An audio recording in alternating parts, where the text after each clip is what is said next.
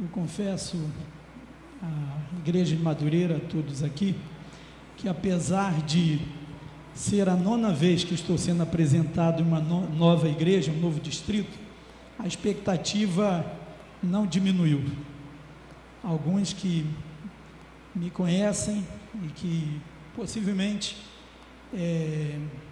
me assistiram, me acompanharam e trabalharam juntamente comigo em outro distrito, devem perceber essa expectativa, porque eu sei que estamos muito próximos da volta de Jesus, e quanto mais próximos da volta de Jesus, a responsabilidade aumenta, o comprometimento, o nível de comprometimento com a causa de Deus, com a pregação do Evangelho aumenta.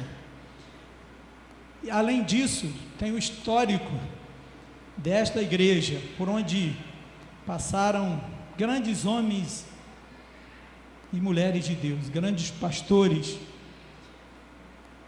Quando eu fui comunicado pelo pastor Luiz Ney Gambarelli no começo de dezembro, que eu estaria sendo transferido aqui para Madureira, veio à minha mente nomes de alguns que passaram aqui, alguns talvez que a maioria não conheça, mas que de alguma forma deram uma contribuição importante para o meu ministério, para a minha vida e a vida de muitos dos irmãos. Por exemplo, o pastor José Viana, já falecido, foi pastor dessa igreja, não ocupou esse púlpito aqui literalmente, não é? Era outra igreja lá embaixo, e eu almejo no dia da volta de Jesus ver ele, não é? O pastor José Viana e outros que já descansaram no Senhor, e outros que estão aposentados, que eu conheci, ou estão em outra área de atividade. Com certeza a igreja aqui foi muito impactada com um longo ministério do pastor Alcimar Perse, não é? Nesta igreja, um amigo especial. Eu também fui, assim como a amizade e a influência positiva que recebi do pastor Luiz Ney em seu ministério. Ele passou por aqui, veio à minha mente, eu não posso negar, isso aumentou a expectativa, substituir pastores que eu sempre admirei, sempre tive em elevada conta, pastor Calixto, pastor William, pastor Anderson agora, e também saber que estaria numa igreja onde alguns, são poucos, não é? Já tive o privilégio de pastoreá-los, o irmão Oliveira lá na freguesia, a Márcia agora é a 3ª vez, né, Márcia? Bati o recorde, 3ª vez, lá em Campo Grande, em Belclima, em colégio e agora aqui. O Roger também, lá em Coelho Neto, né, Roger? Talvez mais alguns aqui que eu não lembro o nome, porque o tempo vai passando e a idade vai chegando também, não é? Mas estou muito feliz em estar aqui para juntos nos prepararmos para a volta de Jesus. Essa é a maior expectativa do crente, irmãos. Nós estamos no começo de um ano, e o início de um ano eclesiástico é um período de expectativa do que vai acontecer, né? O nosso país está vendo um período de grande expectativa política, econômica, social, não se sabe o que pode acontecer, não é verdade? Uma crise como, não digo nunca, mas como há muito tempo não víamos, está afetando os empregos, a vida, de um modo geral dos brasileiros. Mas expectativa maior nossa deve ser a expectativa espiritual, porque estamos mais um ano próximos da volta de Jesus, não é verdade? Pensando assim, então, eu decidi falar sobre esse tema, e eu intitulei, pode colocar por favor, o PowerPoint, Esperançosa Expectativa. Irmãos, quando eu era um garotinho na igreja de Olaria, o irmão Edivaldo me conheceu lá, não é? Era uma igreja muito grande, eu sabia que o irmão Edivaldo era de olaria, mas eu não conhecia tão bem. Mas ele me conhecia, conhecia meu pai, minha mãe, que já descansaram no Senhor. Eu tinha a mesma esperança, o mesmo desejo que tenho hoje de ver o Senhor Jesus voltar. Mas como Ele me deu um ministério e uma família, agora a expectativa é maior, porque a responsabilidade é maior. No dia da volta de Jesus, eu quero ter a alegria de apresentar minha esposa e meus 2 filhos e juntos dizermos: este é o nosso Deus a quem nós aguardamos. Eu agradeço a Deus pela família que me deu, pelos filhos que me deu. Ontem, como já foi dito aqui, são mais ou menos da idade das filhas do pastor Luiz Ney. Eu vou até confessar para o pastor Luiz Ney que, se fosse na época de Isaac e Rebeca, não é, eu escolheria para o meu filho as filhas deles, daria certinho, não é, pastor? Mas não vivemos nessa época, eles escolhem, eles têm o direito de escolher. E sabe, amigos, eu quero muito que eles, que já são adultos, estão na igreja, graças a Deus, possam continuar firmes nesse caminho, porque quando Jesus voltar, a maior responsabilidade minha, a primeira responsabilidade minha, é apresentar minha família a Deus. Eu não tenho dúvida disso. E quando eu preparei esse tema, esperançosa expectativa, em última análise eu pensei neles, nos meus filhos, na minha família, na minha esposa e meus filhos. Mas também pensei em todos aqueles que estão ou que devem estar de algum modo sob a minha influência e que precisam do meu testemunho, precisam de alguma forma que eu sirva a eles de incentivo e modelo. E eu espero que isso também se aplique a você.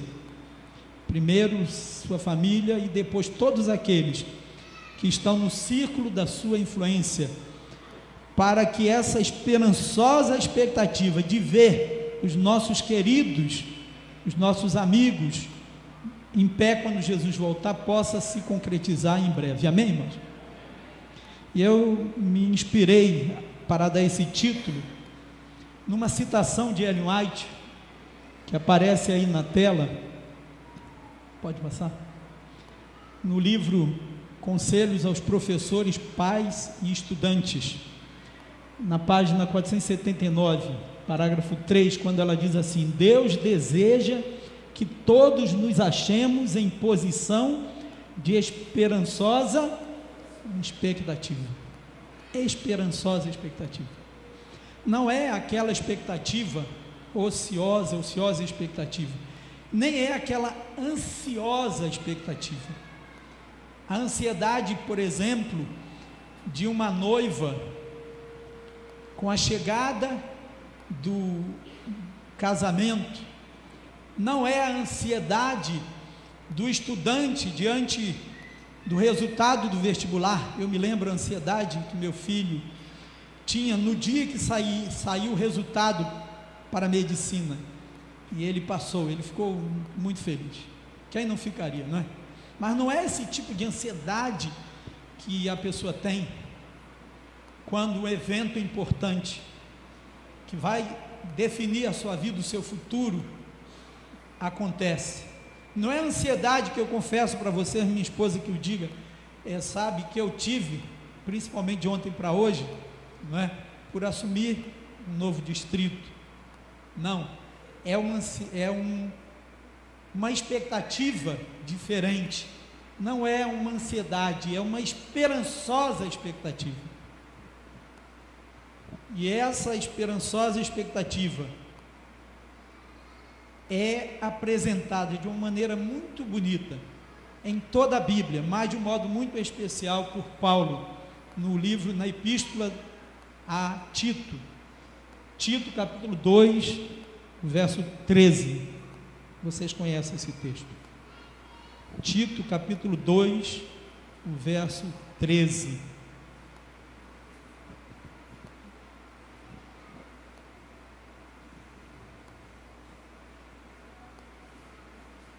Pode passar, Bruno. Tito 2, verso 13.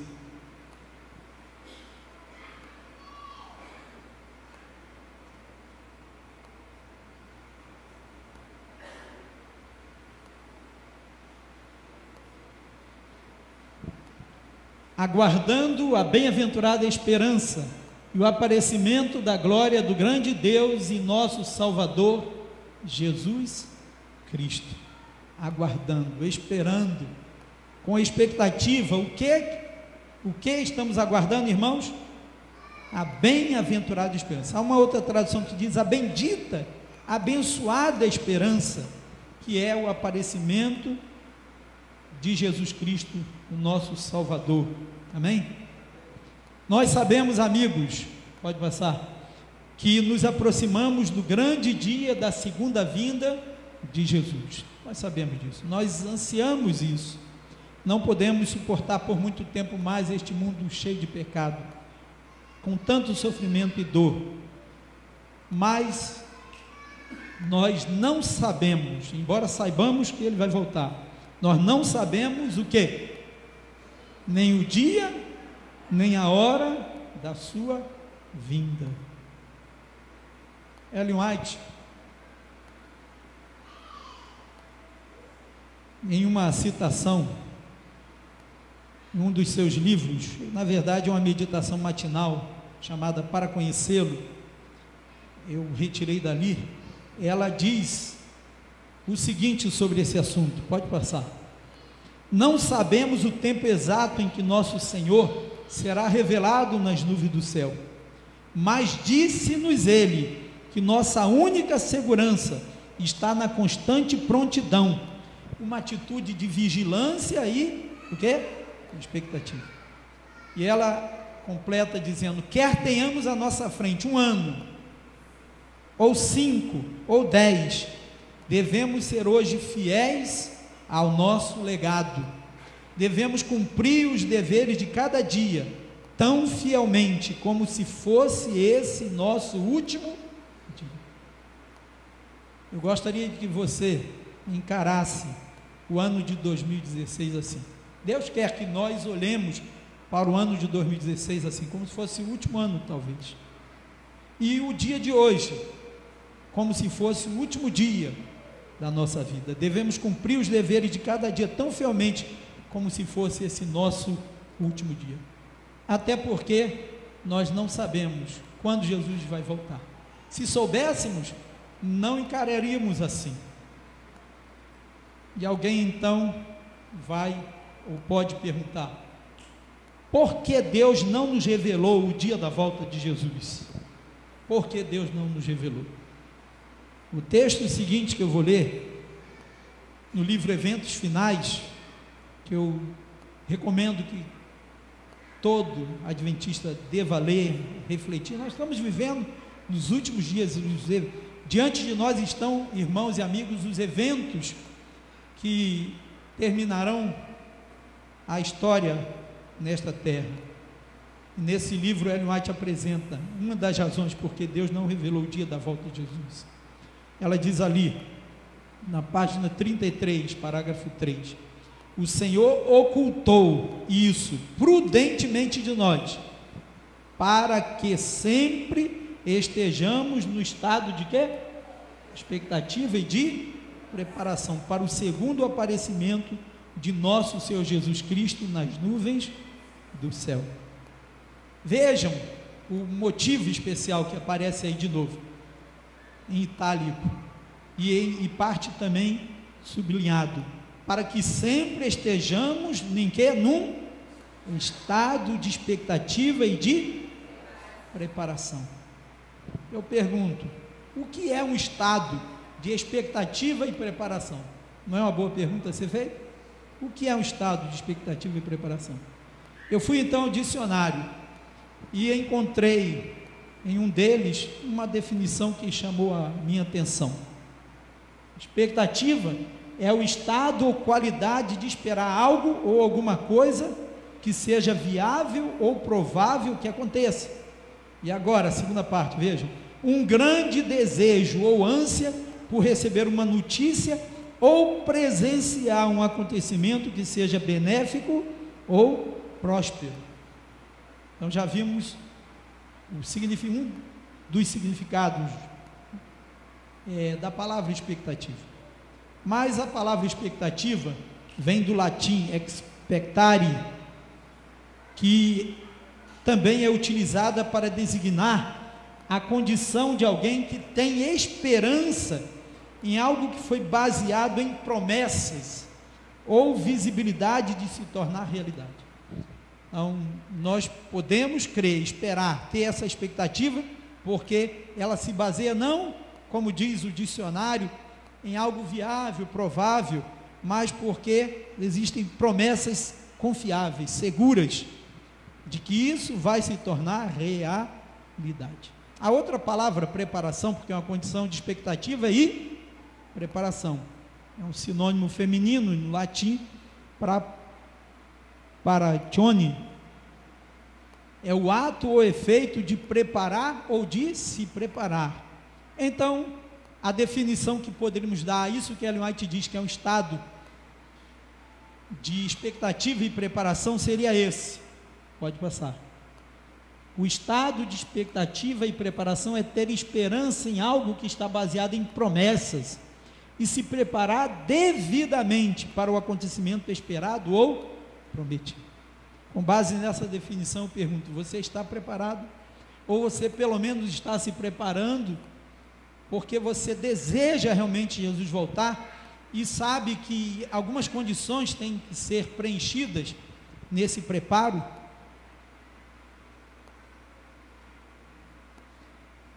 Diretamente relacionado com essa expectativa, esse preparo, amigos e irmãos, e está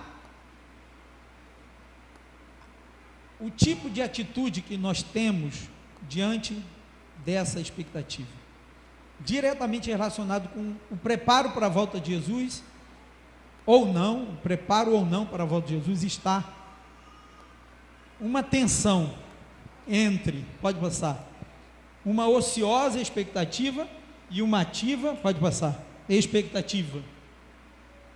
Há uma grande diferença entre esperar algo e nada fazer enquanto esperamos, e esperar algo e fazer algo para que, de fato, estejamos em condições de alcançar aquela expectativa. Não podemos, em outras palavras, amigos, cruzar os braços numa calma expectativa. Sabemos que Jesus vai voltar, mas não podemos ficar de braços cruzados só porque isto é certo. Ellen White, no livro Testemunhos, volume 5, página 452, diz que devemos ser como os servos que esperam o seu Senhor, não nos abandonando a uma expectativa ociosa, mas trabalhando como, irmãos? Diz aí, diligentemente com o quê? Fé inabalável.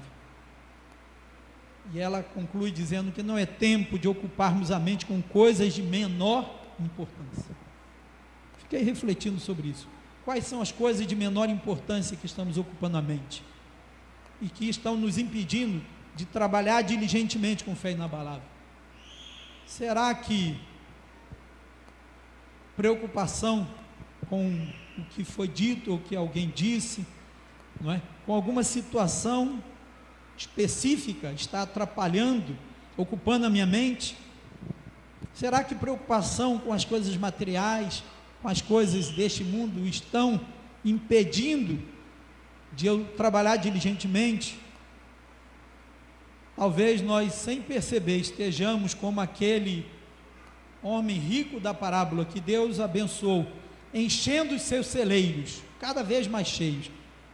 Deus o abençoou, mas ele, em vez de agradecer a Deus por todas as bênçãos que ele havia dado, ele se ocupou tão somente em juntar riquezas e não demonstrar gratidão a Deus e relacionamento e amor para com o próximo. E naquela noite, Deus pediu a alma, segundo a parábola que Jesus contou daquele homem. Aquele homem veio a morrer. Nada que ele ajuntou, ele pôde desfrutar, porque ele, em vez de trabalhar diligentemente para o Senhor, ele só estava ocupado com seus próprios interesses. Talvez o grande ou o maior problema da igreja hoje seja esse: estamos muito ocupados, muito ocupados com os nossos problemas, com os nossos projetos pessoais, alguns deles muito importantes para a nossa família, e estamos deixando em último lugar, sempre em último lugar, o nosso Deus e a igreja. Mas nós estamos vivendo em dias que não podemos olvidar do preparo. A senhora White, numa outra meditação chamada Jesus Meu Modelo, página 79, diz o seguinte: o Senhor está vindo e nossa espera não deve ser um tempo de inútil expectativa, mas de trabalho vigilante. Não devemos gastar nosso tempo inteiramente em meditação e oração, tampouco devemos nos esforçar a correr e trabalhar como se isso fosse necessário para ganhar o céu. Enquanto negligenciamos dedicar tempo para o cultivo da devoção pessoal, ela diz, deve existir uma combinação de quê, irmãos? Meditação e trabalho diligente. A alma precisa das riquezas da graça de Deus e o corpo precisa do exercício físico para realizar a obra que deve ser feita para a proclamação do Evangelho de Cristo. Combinação de meditação e trabalho diligente. Por isso o trinômio da igreja aqui na América do Sul, que é repetido esse ano, agora com o acréscimo da palavrinha mais, né? Mais comunhão, que é essencial, mas é só isso? Não, mais o quê? Relacionamento e mais missão. Deus quer que combinemos meditação e trabalho diligente. Ellen White diz assim, ainda no próximo texto que vocês, Cristo triunfante, outra meditação: requer-se vigilante espera e fervorosa expectativa, como preparo para os solenes eventos que em breve ocorrerão. Homens e mulheres perfeitos em Cristo não gastam o seu tempo todo esperando em meditação e contemplação. Embora devamos ter horas tranquilas para reflexão e oração, quando deixamos a azáfama e a agitação para comungar com Deus e dele aprender a sua vontade para conosco, não nos devemos esquecer de que temos o quê? Uma positiva mensagem de advertência para dar ao mundo. Temos que ter a contemplação, a meditação, um momento de oração, estudo da palavra, mas não podemos esquecer que temos uma mensagem importante para dar ao mundo. A última mensagem de advertência ao mundo, irmãos, está sob a nossa responsabilidade. E para contrastar, podemos dizer, a atitude de expectativa ociosa e ativa, de que eu aqui eu mencionei, Jesus contou uma parábola que é muito conhecida. Eu não vou ler, o tempo não permite, e por ser muito conhecida, vocês vão entender a que ponto eu quero chegar, que está em Mateus 25, versos 14 a 30, daqueles 3 servos, um recebeu 5 talentos, outro recebeu 2 talentos, e o último recebeu 1 talento. Os 2 primeiros negociaram, investiram, e quando o seu senhor voltou, eles apresentaram muito mais, um dobro aqueles talentos. Mas o último, com medo do seu senhor, escondeu, não negociou, e quando o senhor voltou, não tinha nada para devolver além do que aquele talento. Vocês conhecem essa parábola contada por Jesus. E Ellen White, nessa citação que vai aparecer aí, diz o seguinte: a parábola dos talentos deve ser objeto do estudo mais cuidadoso e devoto, pois tem aplicação pessoal e o que mais, irmãos?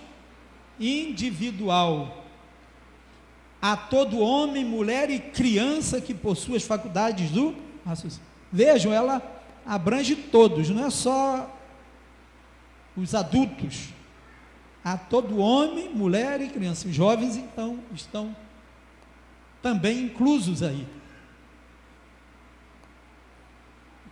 Tem aplicação pessoal para cada homem, mulher, jovem, criança, obviamente, que possua as faculdades do raciocínio. Vossa obrigação e responsabilidade estão em proporção aos talentos que Deus vos concedeu. Não há seguidor de Cristo que não tenha algum dom particular, de cujo uso ele é responsável a Deus. Aplicação pessoal e individual. Eu fiquei ao ler essas palavras, mas que aplicação pessoal e individual? Existem, claro, várias aplicações, mas qual seria a mais significativa aplicação, individualmente falando? E ao ler Mateus, aí o capítulo 25, só o verso 21, eu pude encontrar uma aplicação, para mim, muito significativa. Mateus 25, verso 21. Vocês lembram as palavras que Jesus disse, ou que o Senhor, quando chegou, disse ao servo que recebeu 5 talentos e depois ao servo que recebeu 2? Bem está, servo bom e fiel. Resumindo, né, ele foste fiel no pouco, sobre um te colocarei, mas ele disse, entra no quê? No gozo do teu Senhor, na alegria do teu Senhor. Que alegria é essa, irmãos? Que gozo é este que o Senhor Deus vai fazer com que os remidos entrem, que eu e você possamos entrar, em que eu e você possamos entrar. Que gozo e que alegria é essa? Então, comparando texto com texto, nós encontramos no livro de Hebreus, no capítulo 12, depois daquela linda descrição dos heróis da fé, e no verso 1, no capítulo 11, depois no verso 1, aquela numerosa multidão que está em expectativa, olhando para nós que estamos correndo a carreira cristã, não é? Então, o autor de Hebreus, que nós cremos ser Paulo, fala do autor e consumador da nossa fé, que deve ser o motivo para nós continuarmos nossa carreira cristã. E falando dele, ele diz, Paulo diz, o qual, Jesus, não é? Pelo quê? Gozo que lhe estava o quê? Proposto. É o único lugar na Bíblia que fala de gozo que está proposto. É esse. Suportou a cruz, falando de Jesus, é claro, desprezando a afronta, e assentou-se à destra do trono de Deus. Qual é o gozo do Senhor que está proposto? Hein? Estava proposto para Jesus, e a Bíblia diz que os gemidos também vão receber. Entra no gozo do Senhor. Ellen White confirma isso no livro Testemunhos, volume 2, página 686, parágrafo 1. Ela diz assim: a alegria que estava proposta a Cristo foi a de ver pessoas redimidas pelo sacrifício de sua glória, sua honra, suas riquezas e o que mais? A própria vida. Ele deixou o trono do céu, a sua glória no céu, a honra que ele recebia diante dos anjos, as suas riquezas como rei e o Senhor do universo, e a própria vida, porque ele queria sentir a alegria de ver as pessoas salvas, que através de quê? Da sua morte, do seu sacrifício. E o finalzinho aí do texto, ela diz: a salvação do homem, eis a sua alegria. Quando todos os remidos se reunirem no reino de Deus, o trabalho da sua alma ele verá e ficará. Não é isso que Isaías diz?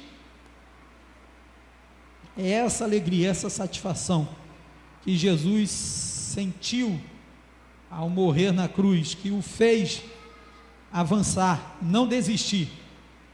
Por isso, mesmo severamente provado, ele disse: Pai, se possível, passa de mim este cálice.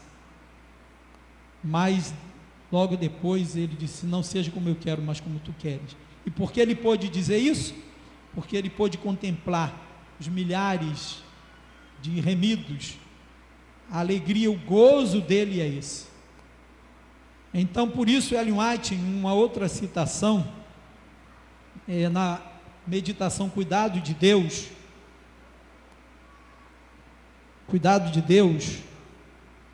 na página 377, parágrafo 2, ela diz assim: com o indizível amor,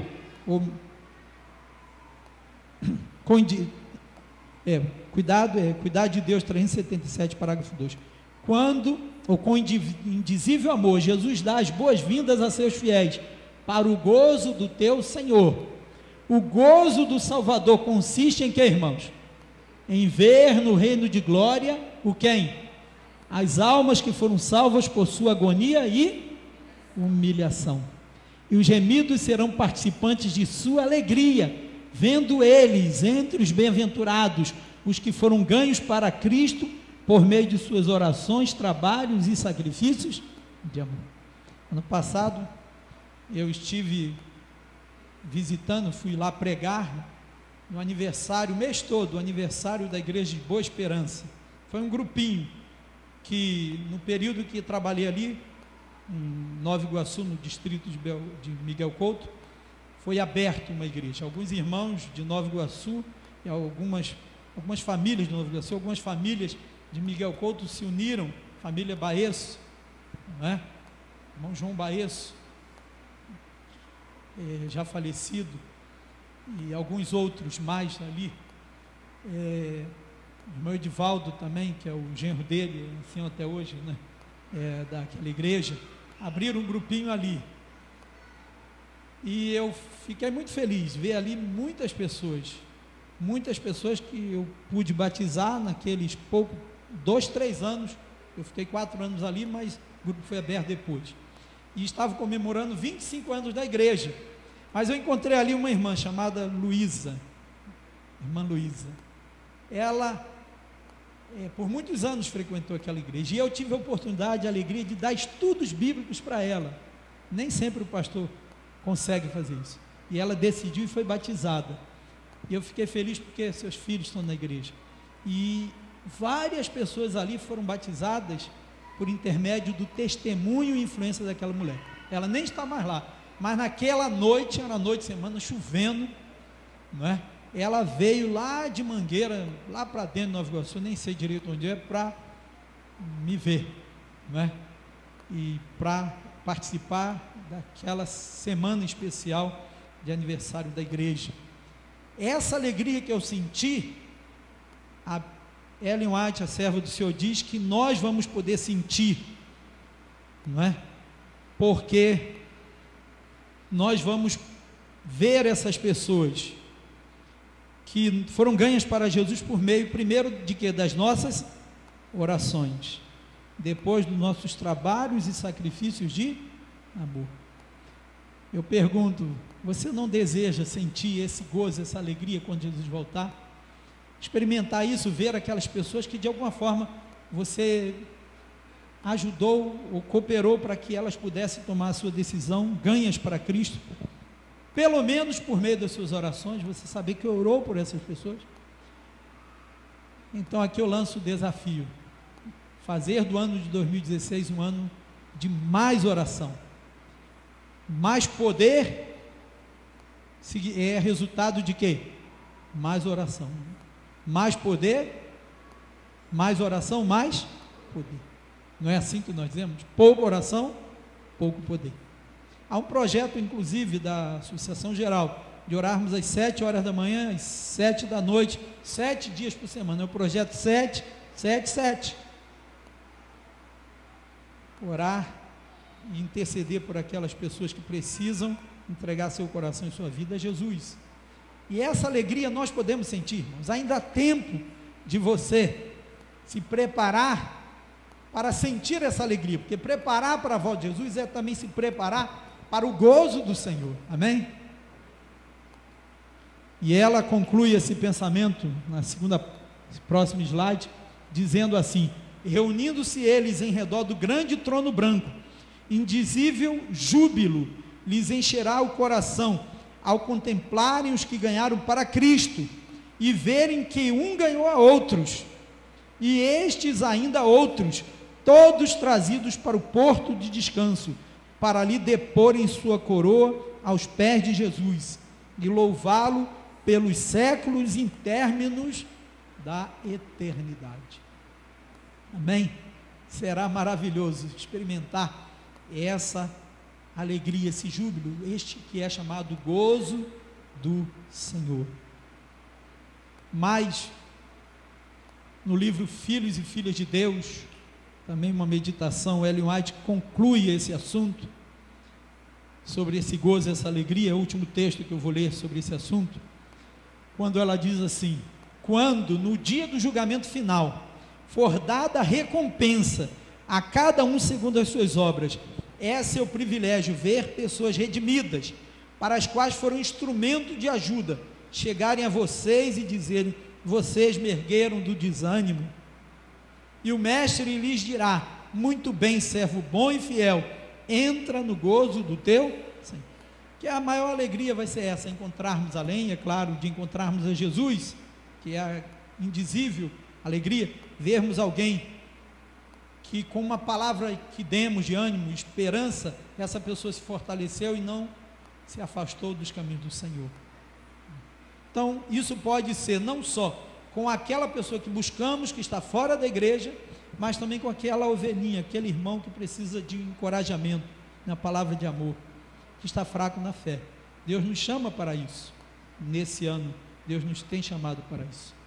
E mais, por último, em terceiro lugar, eu mencionei dois grupos: aqueles que estão fora da igreja, aqueles que estão na igreja, precisam de uma palavra de ânimo, e em primeiro lugar, seria até o certo colocar em primeiro lugar, que ela diz, faz parte de uma alegria indescritível, que são quem? Os nossos filhos. Ela diz assim, observem, no próximo slide, está no livro Orientação da Criança: com alegria indescritível, os pais veem a coroa, as vestes, a harpa dadas aos filhos. Os dias de esperança e de temor findaram. A semente semeada com lágrimas e orações pode parecer ter sido semeada em vão, mas a sua ceifa é realizada com o quê? Com alegria final. E ela diz: seus filhos foram remidos.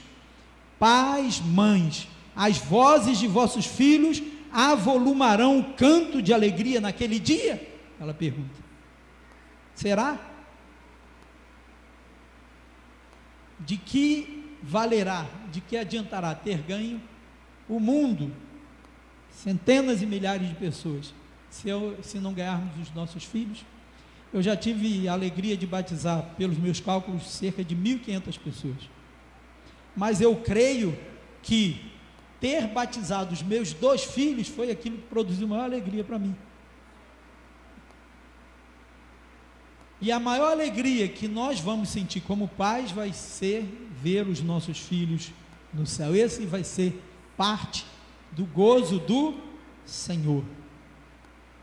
Mas se você não tem filhos, ou planeja não tê-los, o que pode ser uma sábia decisão sua nos dias difíceis em que vivemos, porque a minha avó teve 18, a minha mãe teve 10, eu sou mais novo, mas hoje é um ato de coragem ter 2 ou 3, não é verdade?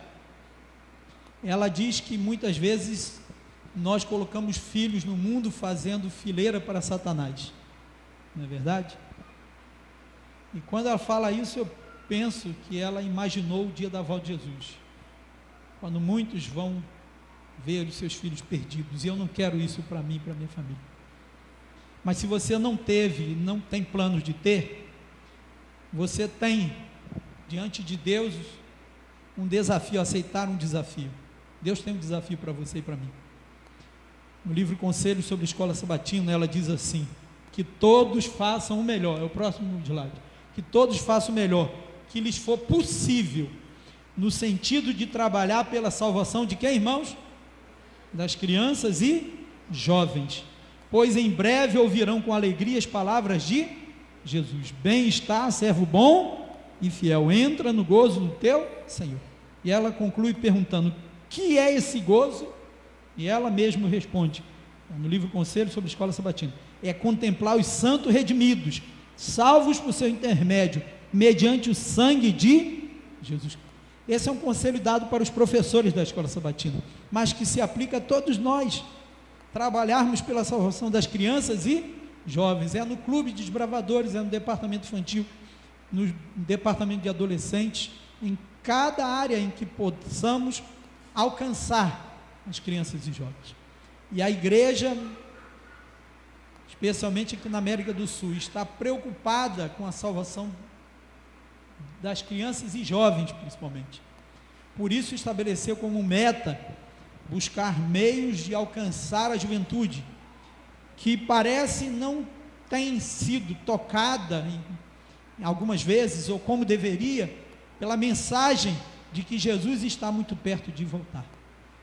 Nós temos uma missão como igreja, irmãos: alcançar os nossos jovens, os filhos da igreja. Podem não ser seus filhos, podem não ser os meus filhos.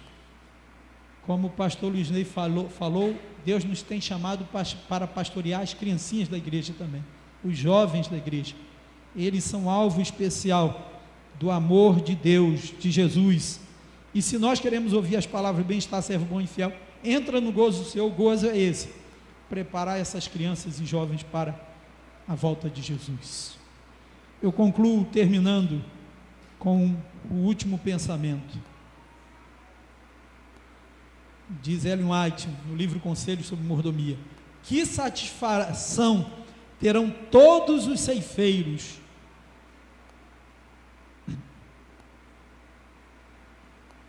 antes, porém, no mesmo texto, quão grande será a alegria quando os gemidos do Senhor se encontrarem reunidos nas mansões para eles preparadas.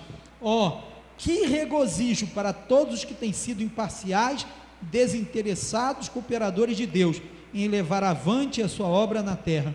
Que satisfação, ela continua dizendo, Conselho sobre Mordomia, terão todos os ceifeiros quando se ouvir a voz clara e musical de Jesus dizendo: vinde benditos de meu Pai, possuí por herança o reino que vos está preparado desde a fundação do mundo. Entra no gozo do teu Senhor. Quantos querem ter essa satisfação em breve? E quantos querem pedir a Deus que nos dê esse estado de expectativa, de preparação, para ver o Senhor Jesus voltar com os nossos filhos, com as nossas crianças e jovens da igreja, e com aqueles que o Senhor Deus está reunindo de todas as partes.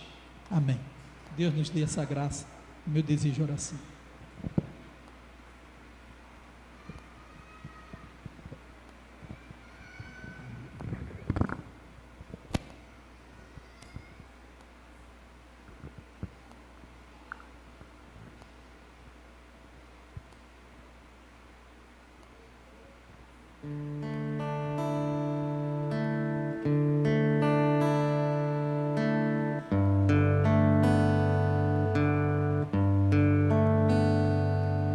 Busquei encontrar respostas para o mal que vi.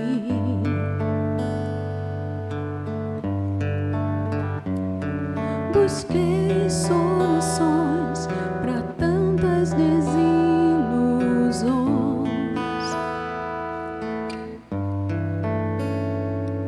Mas quando perdi o medo de estar sozinho,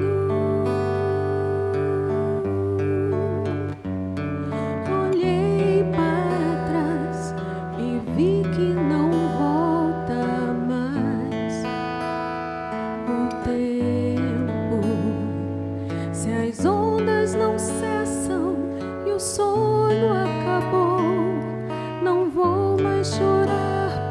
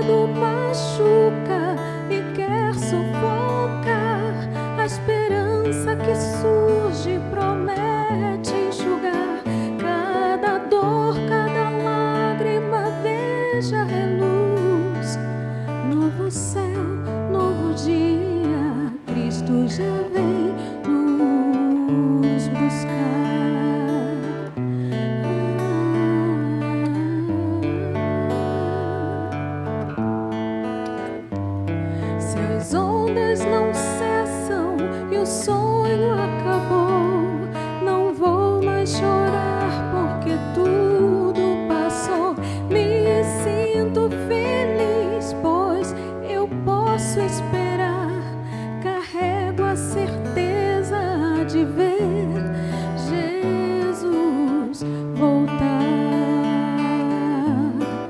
Se o passado machuca e quer sufocar, a esperança que surge promete enxugar cada dor, cada lágrima. Veja reluz, novo céu, novo dia, Cristo já vem nos buscar. Tentas encontrar saída,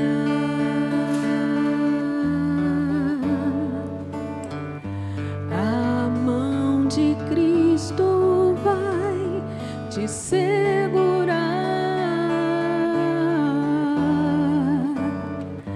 Tentas encontrar saída,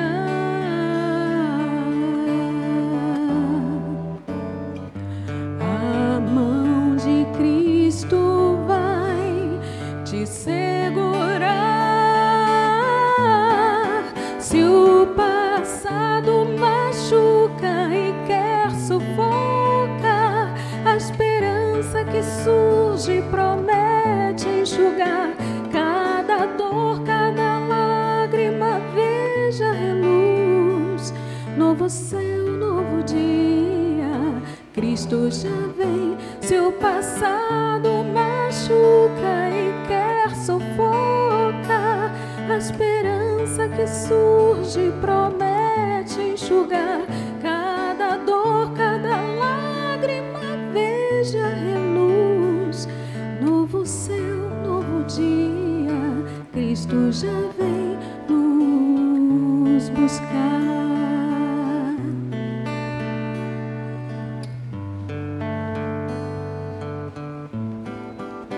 Cristo vem,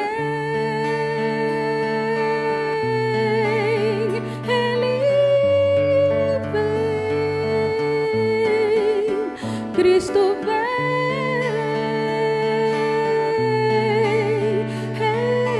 Ele vem, Cristo já vem nos buscar.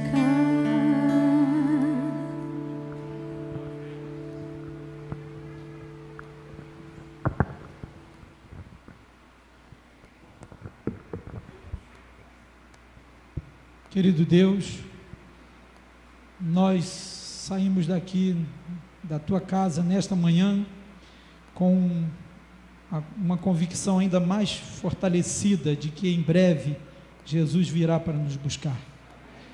Com essa grande expectativa, não ociosa, mas ativa expectativa, esperançosa expectativa, de que logo, logo vamos ver Jesus voltar. E queremos, Senhor, entrar no gozo do Senhor Jesus, ver nossos queridos filhos, familiares, amigos, todos por quem Jesus morreu, especialmente as crianças e jovens, cordeirinhos do rebanho do Senhor, reunidos naquele grande dia diante do grande trono branco. Usa-nos, Senhor, como instrumentos para a salvação dessas preciosas almas, mas acima de tudo o Senhor salva o nosso lar, a nossa família, e prepara-nos para o teu reino.